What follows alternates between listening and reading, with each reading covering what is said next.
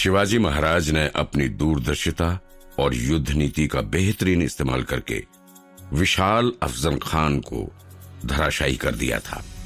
सोचिए कि अगर आप शिवाजी राजे के सलाहकार होते तो क्या आप उन्हें अफजल खान जैसे खतरनाक दरिंदे से अकेले मिलने जाने देते? नहीं ना, क्योंकि शिवाजी राजे मराठा साम्राज्य के वो दीपक थे जिनकी रोशनी से ही स्वराज का आंगन जगमगा रहा था। शिवाजी के जीवन पर कोई आंच पूरे के पूरे स्वराज अभिमान के लिए घातक साबित हो सकता था। तभी आते हैं बाजी प्रभु देशपांडे। अफजल खान से मिलने से पहले राजे और बाजी प्रभु का एक राज है जो बहुत कम लोग ही जानते हैं। ये वही बाजी प्रभु हैं जिन्होंने राजे को सही सलामत आदिल शाहियों के चंगुल से निकालने के लिए पावनखिंड की वो महान लड़ाई लड़ी थी जिसका जिक्र इतिहास के पन्नों में सोने के अक्षरों में दर्ज है। आइए सुनते हैं बाजी प्रभु की वो दास्तान जिसके आगे शिवाजी राजे भी नतमस्तक हो गए थे। बाजी प्रभु खुद 7 फीट लंबे और बेहद बलिष्ठ योद्धा थे। वो अकेले ही दोनों हाथों से दंडपट्टा और तलवार चलाने में निपुण थे। शिवाजी राजे ने अफजल खान से मिलने से पहले एक दिन बाजी प्रभु को संदेशा देकर बुलाया था। राजे प्रणाम। बाजी प्रभु ने शिवाजी को सजदा करते हुए कहा। बड़े छोटे भाइयों को प्रणाम नहीं करते हैं बाजी प्रभु, बल्कि वो युद्ध के लिए विजयी भवा का आशीर्वाद देते हैं।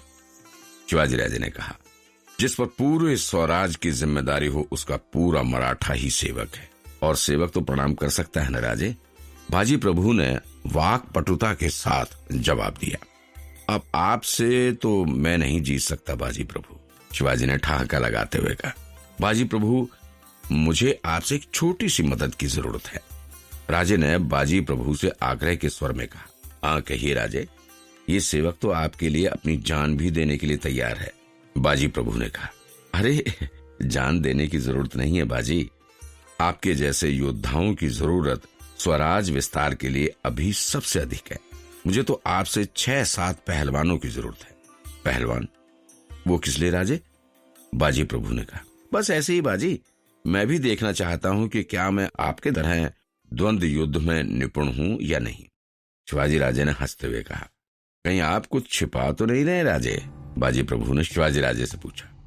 अब आपसे क्या छिपाना बाजी, असल में अफजल खान की कद काठी तो किसी पहलवान से कम नहीं है, और वो बिना चालबाजी के मिलेगा। इस बात का यकीन करना वैसा ही होगा कि कोई बगुला नदी में खड़ा होकर कहे कि अब मैं मछली नहीं खाऊंगा। इसलिए हमें अपनी तरफ से पूरी तैयारी करनी होगी। शिवाजी राजे ने बाजी प्रभु को जवाब देते हुए कहा, बिल्कुल राजे, एकदम सही कहा आपने। मैं तो यही सोच रहा था कि अफजल खान जैसे खूंखार दानव सरीखे काया वाले योद्धा से मिलने के लिए पहले से तैयारी करनी होगी। लेकिन राजे, आपके दिमाग में चल रही युद्ध नीति को समझना हम सबके बस की बात नहीं है। मैं जल्द से जल्द 6-7 पहलवानों को आपके पास भिजवाता हूँ, और उस अफजल खान से मुलाकात की तैयारी मैं खुद आपको करवाऊंगा, बाजी प्रभु ने कहा। बाजी प्रभु के कहने पर 6-7 पहलवान आए थे, जिनके साथ मिलकर बाजी प्रभु ने शिवाजी राजे को अफजल खान से मल्ल युद्ध की तैयारी करवाई थी। राजे की सूझबूझ और बाजी प्रभु की युद्ध नीति के चलते अफजल खान का क्या हश्र हुआ था ये तो सब जानते हैं। राजे की इस दूरदृष्टि का कायल तो दुश्मन भी था, इसीलिए तो हर बार और ज्यादा खतरनाक लड़ाकों को भेजा जाता था। पर बाजी प्रभु जैसे वफादार और काबिल साथियों के होते हुए शिवाजी का भला कोई क्या बिगाड़ सकता था। पर इस कहानी में बाजी प्रभु का राष्ट्र प्रेम और राजे के लिए बलिदान की गाथा तो अभी आने वाली है। एक ऐसी गाथा जिसने मराठों का सर हमेशा के लिए ऊंचा कर दिया। राजे के दिमाग और उनकी ताकत को कौन नहीं जानता था। उनके उदार हृदय के आगे पूरी दुनिया नतमस्तक थी। बात तब की है जब अफजल खान को मारने के बाद शिवाजी ने अपना पन्हाला किले पर कब्जा कर लिया था।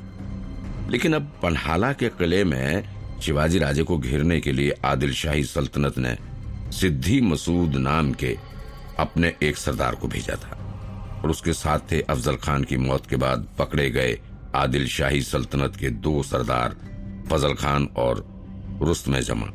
दरअसल अफजल खान के खात्मे के बाद शिवाजी राजे की सेना ने अफजल खान के सभी साथियों और उसके बेटों को पकड़ लिया था, लेकिन बाद में शिवाजी के कहने पर बाकी सभी मराठा योद्धाओं को मना कर इन्हें छोड़ दिया गया था। इस घटना के 18 दिन बाद ही शिवाजी राजे ने पन्हाला किले पर कब्जा कर लिया था, लेकिन तभी आदिल शाही सेना ने सिद्दी मसूद के नेतृत्व में 10,000 सैनिकों को पन्हाला पर डेरा डालने के लिए भेज दिया था। अब शिवाजी राजे पन्हाला किले में एक तरह से कैद में है। बाजी प्रभु, देश पांडे और तानाजी मालसुरे भागते हुए शिवाजी राजे के पास आते हैं। राजे, हमें आदिल शाही सेना ने घेर लिया है, तानाजी ने कहा। लेकिन पन्हाला के इस किले में हम पूरी तरह से सुरक्षित हैं तानाजी। यह किला इतना बड़ा और सुरक्षित है कि यहाँ पर तो हमें कोई खोज भी नहीं सकता है, शिवाजी ने कहा। लेकिन राजे, आदिल शाह ने इस सेना के साथ सिद्दी मसूद, फजल खान और रुस्तम जमा को भेजा है, और तो और उनके साथ तोपें और तकरीबन 10,000 की सेना है, और हमें सबसे ज्यादा चिंता आपकी सुरक्षा की है राजे। दुश्मन को पता है कि आप इस किले में हैं, इसीलिए 10,000 सैनिकों की विशाल सेना को आपको पकड़ने के लिए यहाँ भेजा गया है, बाजी प्रभु ने चिंतित होते हुए कहा। स्वराज की इस लड़ाई में जब तक माँ तुलजा भवानी की ये तलवार हमारे पास है, आदिल शाही सेना हमारा बाल भी बांका नहीं कर सकती है बाजी। आप बिल्कुल चिंता न कीजिए, आदिल शाही सैनिकों को तो सह्याद्री से आने वाला पानी ही तबाह कर देगा, शिवाजी ने कहा। लेकिन राजे, इसके साथ हमारे लिए राशन की समस्या भी बहुत विकट है। हमारा राशन खत्म हो रहा है और अंततः हमें यहाँ से निकलना होगा, और राजे आपकी सुरक्षा के लिए भी ये सही होगा।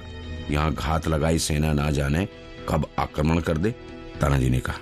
तानाजी की बात तो बिल्कुल सही थी, लेकिन पन्हाला किले के बाहर का घेरा बहुत ही कसा हुआ था। सिद्दी मसूद ने चप्पे चप्पे पर सैनिकों को बिठा रखा था, और तो और फजल खान और रुस्तम जमा को भी सेना की 2 टुकड़ियों के साथ 2 बेहद महत्वपूर्ण मार्ग पर नियुक्त किया गया है। सिद्दी मसूद खुद भी हर 2 घंटे पर सैनिकों से खबर लेता था और इस बात का निरीक्षण करता था कि घेरे की मजबूती में कहीं भी कमी नहीं आई है। पन्हाला के किले पर घेरेबंदी इतनी सख्त थी कि वहां से निकलना लगभग नामुमकिन मालूम पड़ रहा था। शिवाजी इस उधेड़-बुन में थे कि आखिर पन्हाला के किले से निकला कैसे जाए, क्योंकि स्वराज अभियान के लिए उन्हें खुद और अपने साथियों को सुरक्षित रखना बेहद जरूरी था। शिवाजी ने उस रात आखिरकार एक योजना बना ली और बाजी प्रभु और तानाजी समेत अपने सभी साथियों को वो योजना समझाकर पन्हाला से निकलकर विशालगढ़ तक पहुंचने के लिए तैयारियां करने को कहा। हालांकि शिवाजी राजे की योजना से उनके सभी साथी इत्तेफाक नहीं रखते थे और वे इस योजना पर अमल करने के लिए पूरी तरह से तैयार नहीं थे, लेकिन क्या कोई और रास्ता था जिससे वे राजे को सुरक्षित कर सके? शायद किसी के पास कोई विकल्प नहीं था सिवाय उस योजना पर अमल करने के। सिद्दी मसूद अपने शामियाने में सो रहा था कि तभी उसके सैनिकों ने उसे खबर दी कि शिवाजी भाग निकला है। इतना सुनने के बाद सिद्दी मसूद तिलमिला उठा। 4 महीने की उसकी घेराबंदी एक पल में टूट जाएगी, इस बात का इल्म उसे रत्ती भर भी नहीं था, बल्कि उसे तो अपनी घेरेबंदी पर पूरा भरोसा था। लेकिन फिर ये कैसे हुआ? उसने गुस्से में सैनिकों की ओर देखा और कहा, 10,000 की सेना, इतनी सारी तोपें, लेकिन फिर भी शिवाजी भाग गया, ये कैसे हो सकता है? क्या तुम सब नामर्द हो जो एक शिवा को पकड़ नहीं पाए? मुझे पता था कि ये शिवाजी जरूर भाग निकलेगा, पास खड़े फजल खान ने कहा। सिद्दी मसूद शामियाने से बाहर आकर तेजी से इधर उधर घूमने लगा और सैनिकों को चारों दिशाओं में दौड़ा दिया। सिद्दी मसूद अभी गुस्से में तिलमिलाया हुआ अपने शामियाने के बाहर तेजी से टहल रहा था कि तभी एक सैनिक ने आकर सूचना दी, सरदार, शिवाजी को पन्हाला घेरे के पश्चिमी छोर से बाहर निकलते हुए देखा गया है। ये पहाड़ी चूहा इतनी घेरेबंदी, इतनी तोपें और फिर भी बाहर भाग निकलने की कोशिश कर रहा है। इसे तो सबक सिखाने के लिए अब मुझे ही निकलना होगा। ये कहते हुए सिद्दी मसूद हाथ में नंगी तलवार लेकर घेरे के पश्चिमी छोर की तरफ निकल गया। उसके पीछे पीछे उसके शामियाने के इर्द गिर्द खड़े सैनिक भी तेजी से चल दिए। घेरे के पश्चिम छोर के बीच में असल में एक ऊंची पहाड़ी थी, जिसकी वजह से दो छावनियों के बीच की दूरी काफी ज्यादा बढ़ गई थी। इसी का फायदा उठाकर मावले सैनिकों ने शिवाजी राजे के साथ पन्हाला के घेरे को भेद कर शिवाजी को निकालने की योजना बनाई थी। सिद्दी मसूद के आने से पहले ही उस जगह पर चंद मावले सैनिकों और आदिल शाही सेना के बीच युद्ध शुरू हो चुका था। मावले बहुत बहादुरी से आदिल शाही सेना के छक्के छुड़ा रहे थे।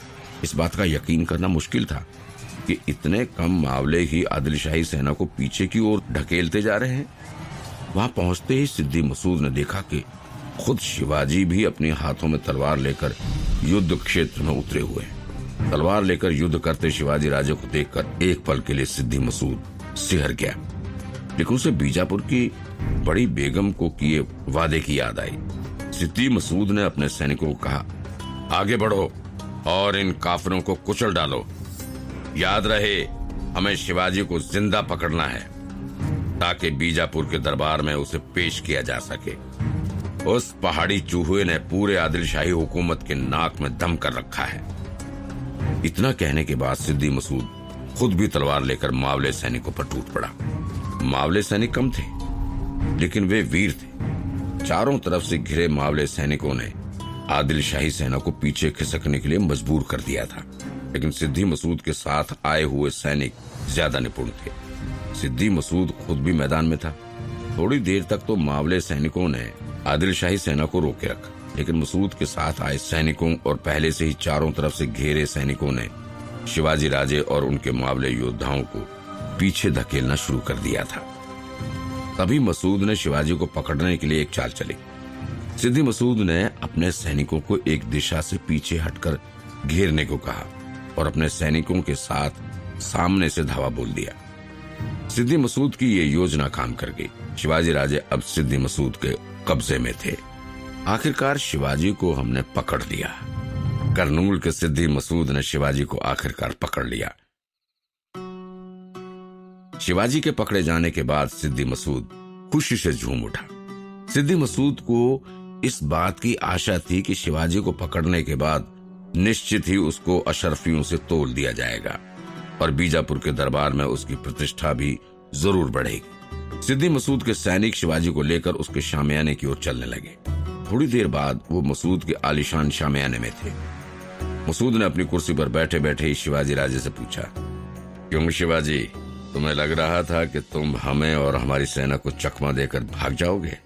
ऐसा तुमने सोच भी कैसे लिया? तुम्हारा पाला सिद्दी मसूद से पड़ा है शिवाजी, करनूल के सिद्दी मसूद से। मुझे चकमा देना इतना आसान नहीं है। सिद्दी मसूद की ये बात सुनकर शामियाने में खड़े सारे सैनिक ठहाका लगाकर हंस पड़े, लेकिन शिवाजी शांत भाव से एक मंद मुस्कान के साथ सिद्दी मसूद के सामने खड़े थे। सिद्दी मसूद शिवाजी को अपने कब्जे में पाकर जैसे खुशी से पागल हो गया था।